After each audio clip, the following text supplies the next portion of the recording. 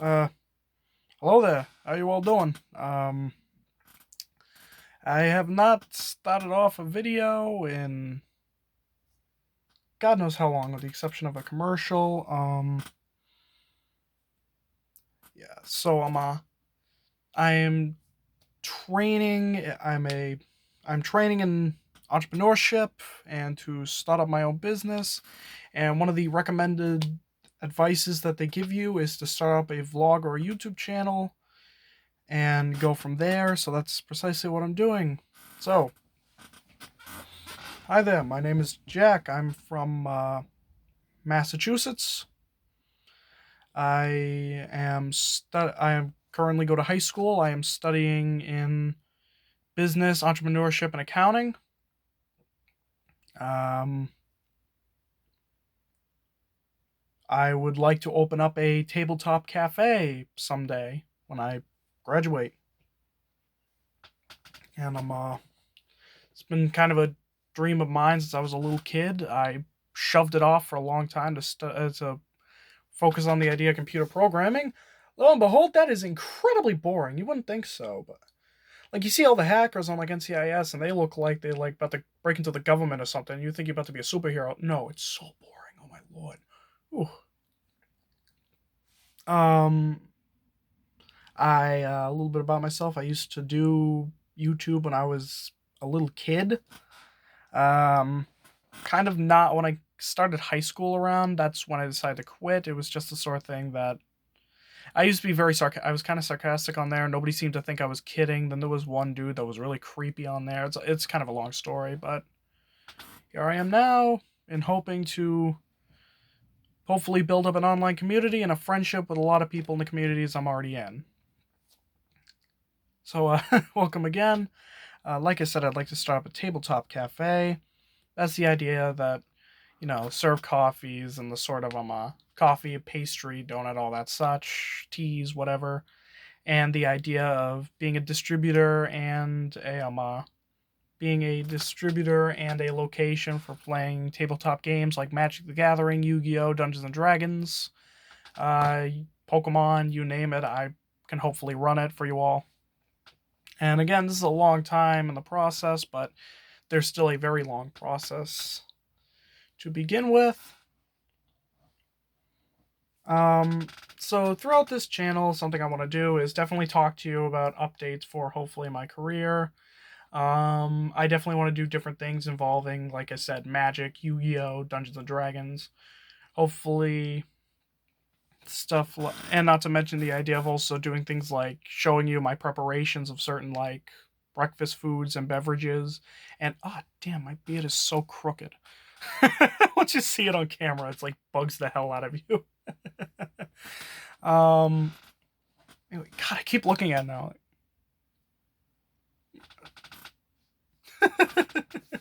um,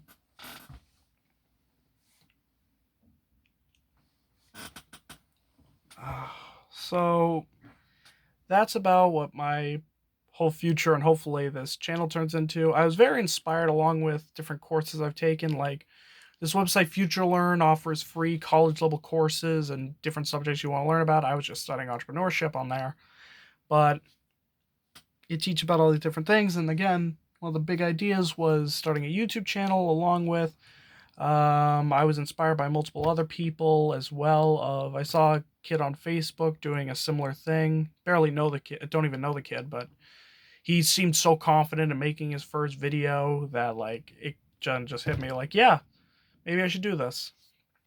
And then even my mother made her own videos of doing tutorials for knitting or not knitting, crochet, and so yeah, I kind of just took all that as inspiration.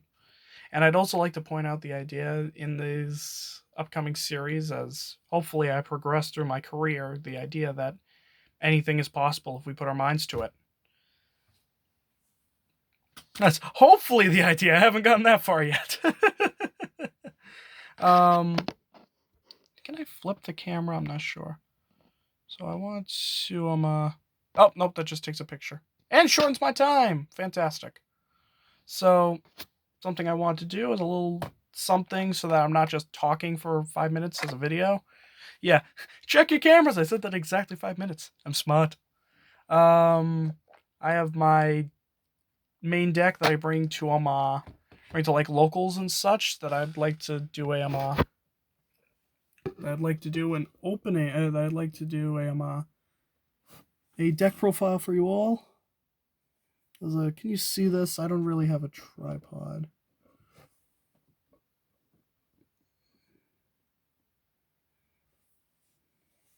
Let me grab a random card.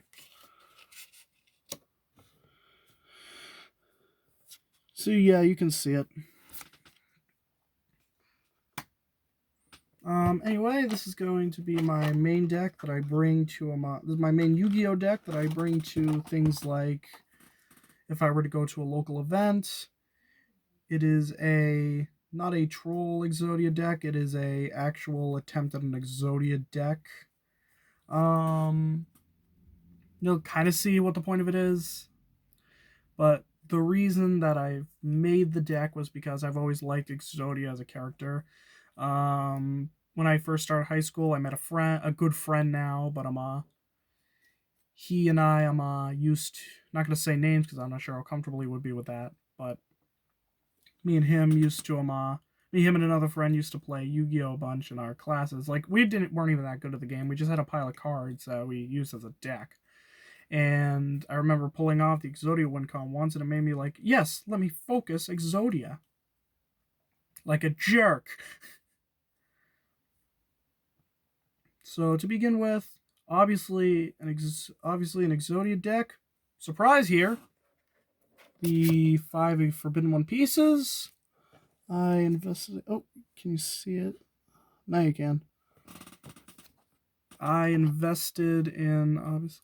Oh, I actually might be able to see it better because I didn't realize that.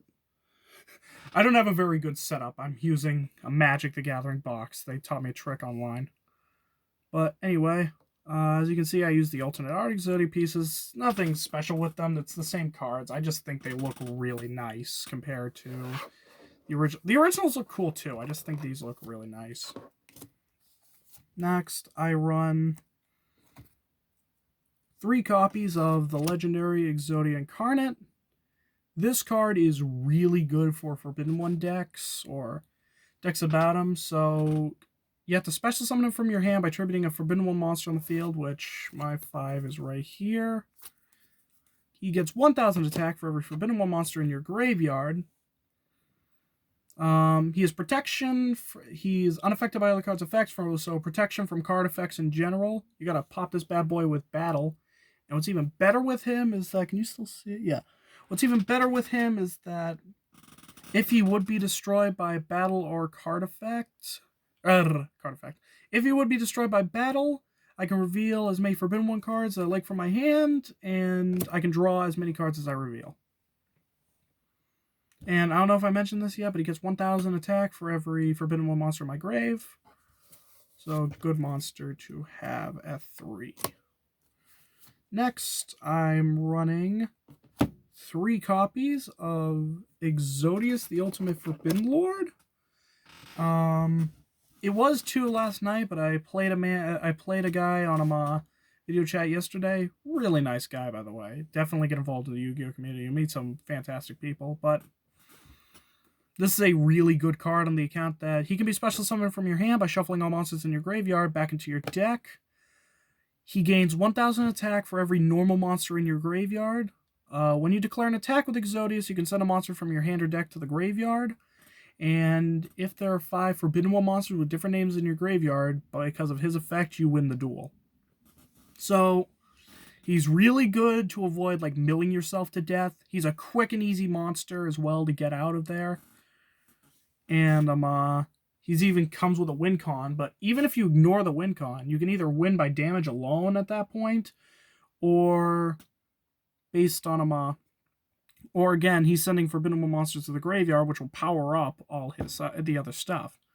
So that's really good to have in the deck at 3 as well. As I said, you can run him at 2. I found it okay, but I think he's better at 3.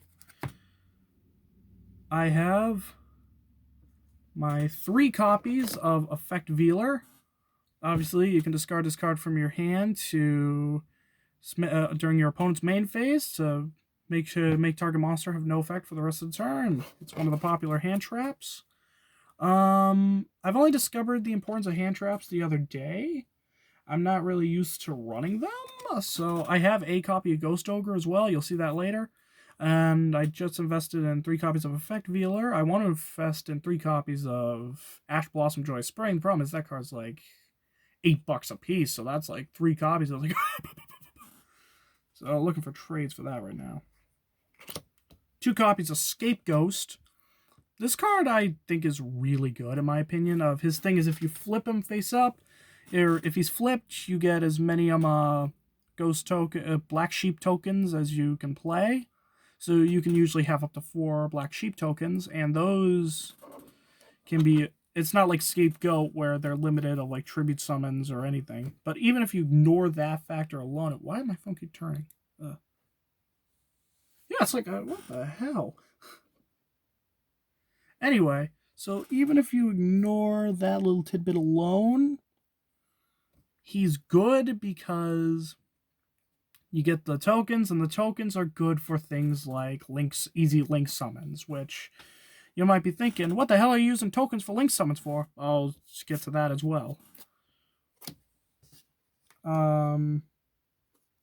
My final 2-drop monster, and you may have noticed the order I'm doing this too, but I'm ordering them based off of relevance and how many copies in the deck. I have, Jesus Christ, stop doing that, phone. I have 2 copies of Spellbook Magician of Prophecies. When this card is normal summoned, I can special summon. I can search my deck for a Spellbook spell card, and I can put it into my hand. That is really good. Plus, it's a spellcaster.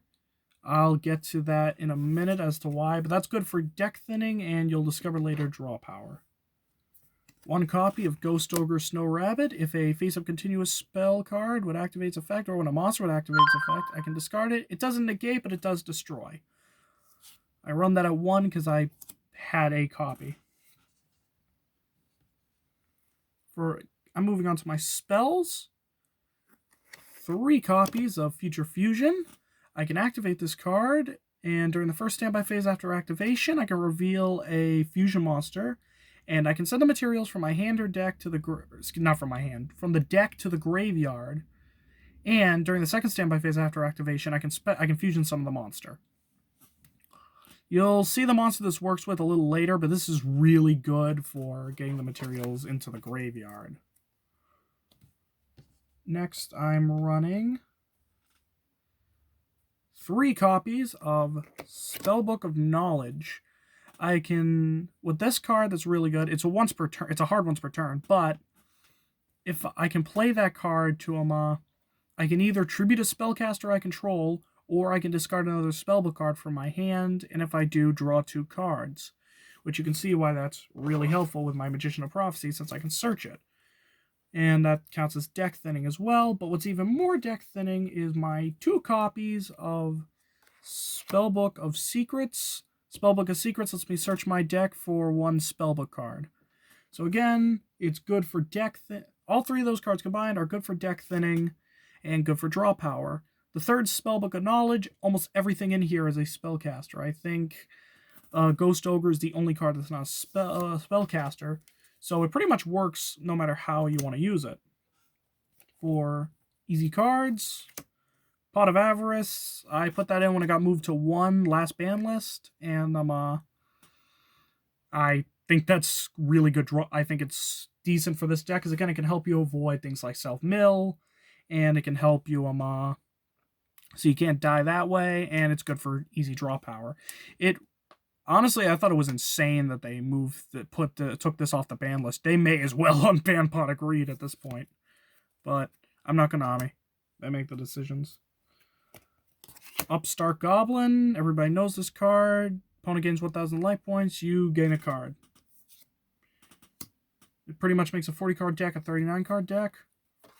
Foolish Burial as well is a pretty traditional one. Just send a monster from hand or deck to the graveyard. Monster Reborn, that's also a fairly basic card. Everybody knows it, and it's pretty obvious why it's in here. For my traps. Traps? Who runs traps anymore? I run 3 copies of Obliterate. This card is really good in my opinion. So what it does is, it's a hard once per turn though. But what it does is you can target a monster on the field and return to its owner's hand, and you can send, but you have to send a Forbidden One monster or an Exodia card from your deck or hand to the graveyard. So that's really good. Plus, what's even better is if the card is destroyed, you can target one Forbidden One monster or Exodia card and return it to your hand. Or from the graveyard. That's very good at 3, in my opinion. You always want to draw into that. Forgive the Japanese. They were the cheapest versions, but these look so beautiful too. I have 3 copies of Solemn Judgment. I can pay half my life points to negate the activation of a spell trap card or summon of a monster and destroy that.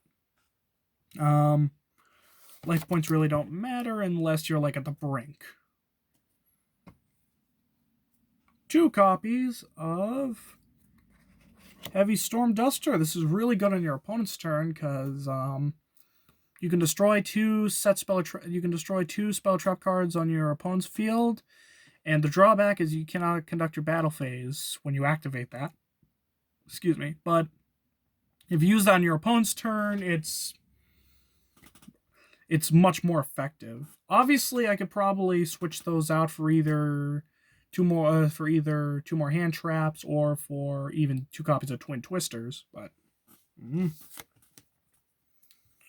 And the final card in this deck is Solemn Strike. When your opponent would normal or special summon a monster, you can when a monster would be special summoned or normal or a monster effect is activated, I can pay 1,500 life points and negate the summon of an or activation, and if you do, destroy that card. I thought that was when a monster was summoned. I didn't realize that worked for monster effects too. Wow. Oh, the more you know. Going to my extra deck. So for my extra deck, I'm running 1 copy of Star Eater. Star Eater, I don't actually know what this card does. Let's see here. It must be Synchro Summon. It cannot be special summoned by other ways. This card Synchro Summon cannot be negated. When Synchro Summon, cards and effects cannot be activated. If this card attacks, it is unaffected by other cards' effects until the end of the damage step. Okay, so basically it has self-protection. It's a really powerful monster, 3,200 attack. The reason I have it is because it's a level 11 Synchro, and I have a level 1 Tuner monster, so level 10 monsters are very easy to get out in this deck. You can usually get them out like that. So that seemed like a convenient card. I've only ever summoned it once, but still. Number XX, Utopic Dark Infinity. So this card is also pretty decent on the account that, again, level 10 monsters, very easy to summon out. What he can do is either, when he destroys a monster by battle, I can remove an overlay unit, and I can special summon the destroyed monster on my side of the field, or I can target another special summoned monster I control and gain life points equal to its original attack. It can't be him. He has 4,000 attack and defense, so he's pretty strong. The problem is, with him, he's got no protection. So, he's a scary monster. He's going away pretty quick when he gets out on the field. Number 99, Utopic Dragon. Traded for this from a guy who used to go to my work. Platinum City Gaming. But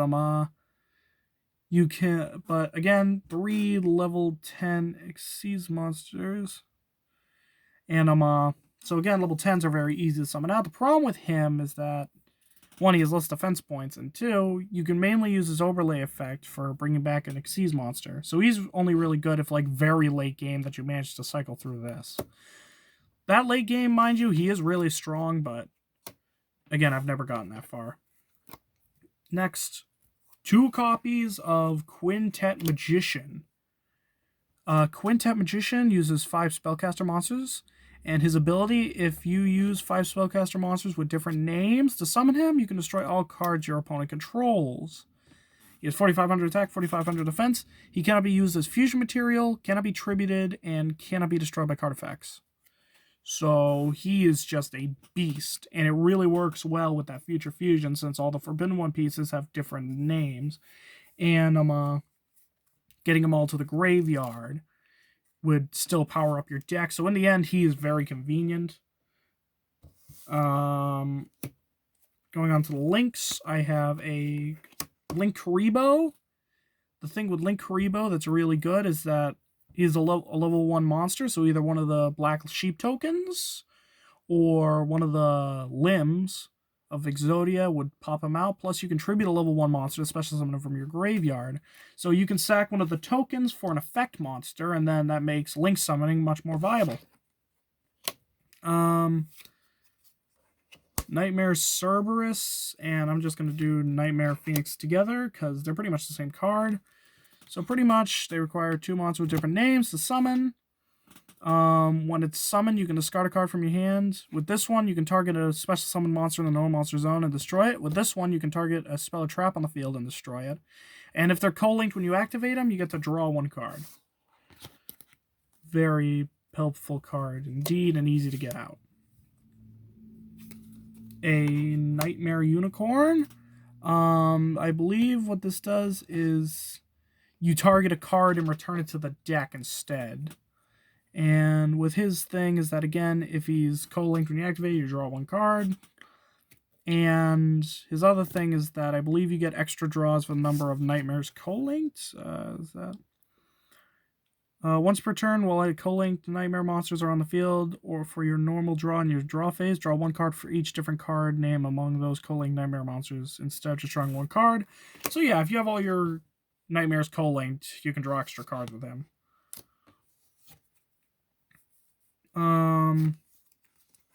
Triple Burst Dragon.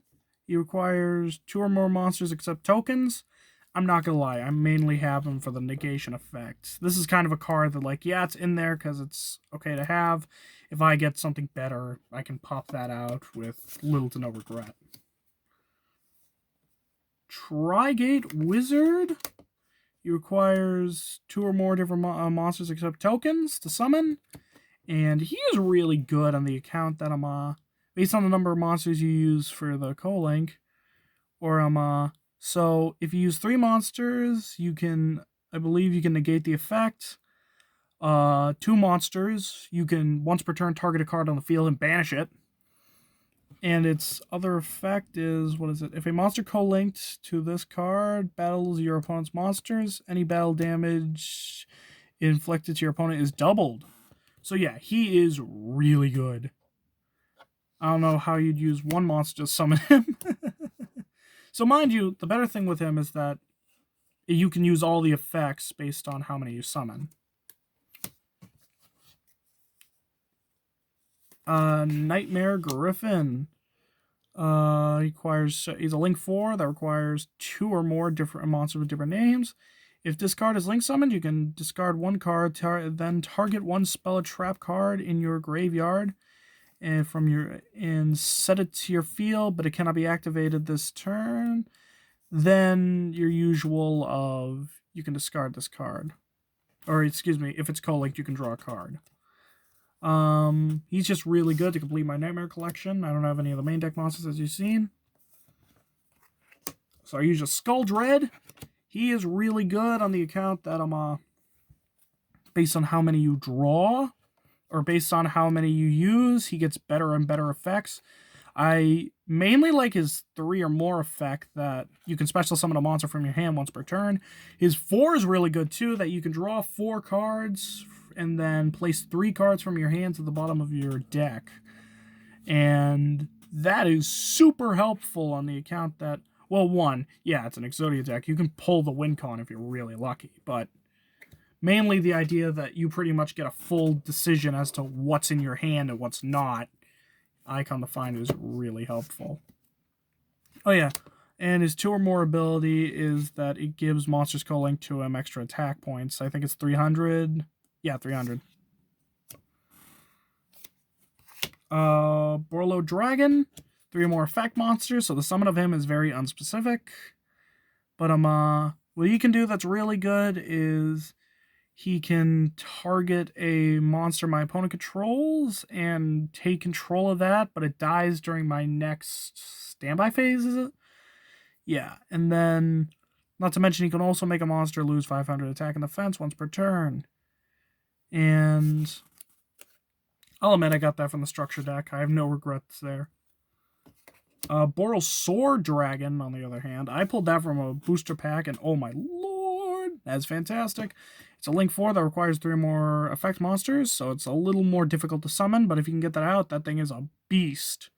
On the account that can't be destroyed by a battle, you can change an attack position monster your opponent controls to defense position, and your opponent can activate any cards or cards in response to a lot of these effects, which really protects it for... Oh, God damn it, that case, I should have won last night. Ah, fuck. Oh, well. And the other thing that's really good is once per turn, target a monster on the field, and he'll gain attack equal to half that monster's attack points. And he can declare up to 2 attacks during each battle phase. So that's my main and extra deck for, like, if I were to go to, like, not regionals. I've never gone there. So, like, locals and such. And I can show you my sideboard as well. So, for starters, I was out of sleeves for a lot of these. Do forgive me. But you're out of my sideboard. What are you doing? 3 copies of Witch of the Black Forest. That'll mainly take out for, like, casual play. But that can be really helpful in the deck on the account that he, when it dies, you can search your deck for a card with 1500 or less defense. Add it to your hand. That's good for stuff like Incarnate or Exodius or any of the pieces because they have jack shit for defense. Get it, Jack? No, I'll stop. Nibiru the Primal Being. This card is fantastic in my opinion. The second that came out, it was shocking too. I was like, oh, that's getting banned, no doubt. That is getting banned. It didn't, but I'm still betting on it. That card's good because if your opponent would summon 5 or more monsters on one turn, special summon that bad boy, wipe all your opponent's monsters and give them a token with their combined attack. If you can deal with the token on that turn too, you pretty much ruin your opponent's whole That's pretty much you slam the brakes on their combo. Although what I do want to do with this is get like alternate art, a picture of Dwayne The Rock Johnson, put it over the...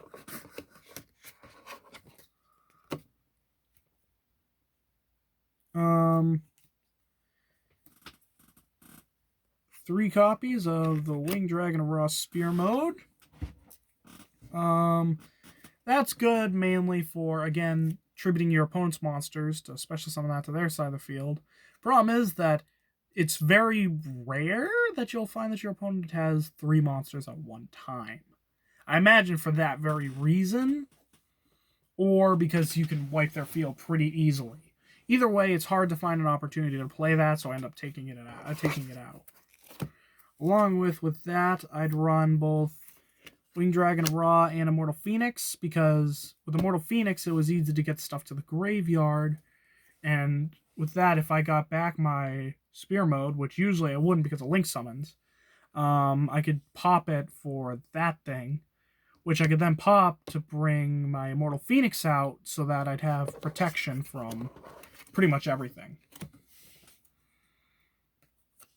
Necroface, this is mainly in case somebody's running something with Banish, because obviously Banishing is going to put an end to my Exodia fun.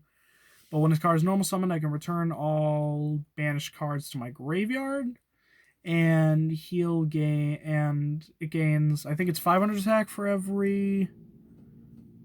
yes, it gains 100 attack for every card it returns to the deck. So, obviously, level 4, I can use that for Link Summon. The only downside is that if it gets removed from play, each player has to remove the top 5 cards of the deck from play. So, with him, I gotta really hope I don't banish Exodia pieces. Although, with that, I suppose I could run this with Pot of Duality, couldn't I? Or Pot of Desires, sorry. Last card on my side is Phantom of Chaos. I'm still edgy on if I should put this in or not, because he's awesome on the account that what it can do is I can remove from play an effect monster, and he pretty much becomes that monster until the end of turn, but he can't deal any combat damage. So that is very helpful to have in the deck, especially if I can turn it into Incarnate if I remove one from the game, and I can return a Forbidden One monster to my hand. And if I've got another Incarnate in my hand, I can just turn it to a whole cycle. Or vice versa, if that's in my great, I could sack that for a Link Summon as well, or tribute it with my Spellbook of Knowledge, and pop something like my Obliterate to bring him back to my hand, since he's considered an Exodia monster till the end of turn because of his effect. But yeah, that's all the nice goodies I had planned for this video. Hopefully it didn't run on too long. 30 minutes, yep. That ran on too long. Well, thank you for checking me out. Hopefully I'll be making better content in the future. All right. Peace.